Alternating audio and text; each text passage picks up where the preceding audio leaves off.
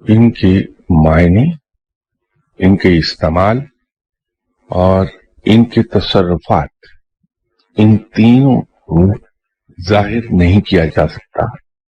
یہ چاروں کی چاروں چیزیں بہت کم لوگوں کے علم میں ہوتی ہیں۔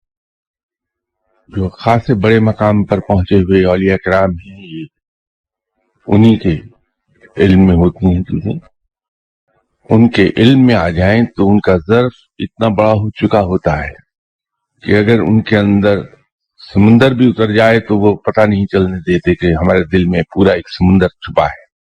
وہ ظاہر نہیں کرتے اسے، اس لیے کہ یہ عام لوگوں کے جاننے کی چیز نہیں ہے، بلکہ خاص لوگوں کے بھی جاننے کی چیز نہیں، یہ تو خاص و خاص لوگ جو ہیں یہ انہی کے جاننے کی چیزیں ہیں۔